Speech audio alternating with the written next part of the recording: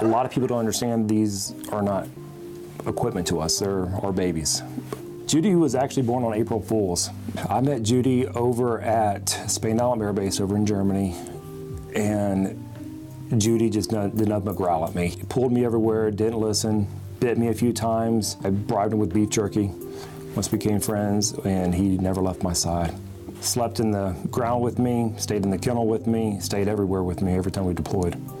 It's that kid with ADD. There's no pills for dogs, so we started working how to make it enjoyable. People would laugh when I worked because I make all the high-pitched noises, started getting all excited, trying to get him back focused. But whenever he was on odor very well. My ex-wife was actually in between my legs with a digital camera doing a high-speed photo attack. And I put the sleeve on my left arm, and when I caught him, I turned, and I wasn't paying attention where my left ankle was. It was actually right in her rib, so I turned, started here, turned all the way around, face that way, and I got 15 screws in metal plate. The biggest scar that I have from him is actually, I know it sounds cheesy, but actually in my heart, because I really miss him. Every day I wake up thinking about him. He actually has a memorial in my house right now.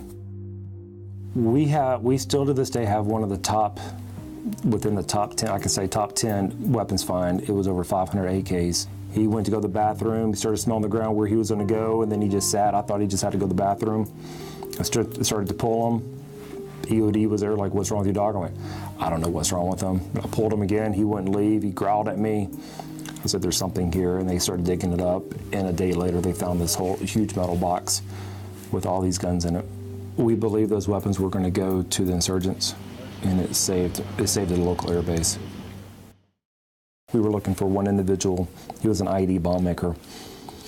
We went to the very first house, we cleared that, everything was fine. We went to the second house, we cleared that, it was fine. Then it was my turn to clear the final house. We all came together, and we were prepping for the next room. Kicked in the door, I looked to the right, and I didn't see the guy behind me. There was a gun to the back of my neck, and he pulled the trigger, and I heard a click. I should be dead. Judy, without skipping a beat, turned around and attacked him. Bit his arm, threw him on the ground. So Judy did save my life that day. And that was our last mission that me and him ever went on. And that was on my second tour to Iraq.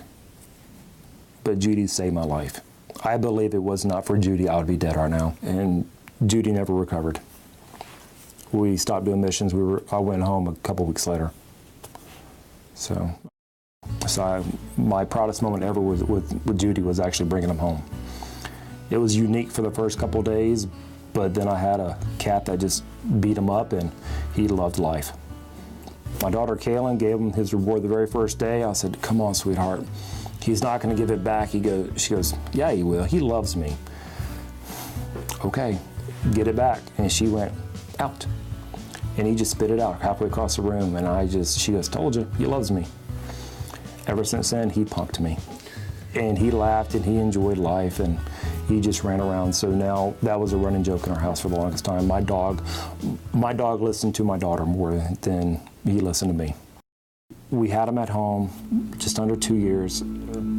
Came downstairs, and he was just laying there. And I said, no, I just called him over to go to the bathroom. He just laid there. Called him again, didn't want to get up. Lay down with him on my side. He just looked me in his eyes, and I knew he was done. He was tired. He just wanted to go home. So it was very hard. Judy has found over 4,000 pounds of explosives. He has saved over 1 million lives, and he has touched more lives than he's saved. I miss Judy. We all miss our dogs.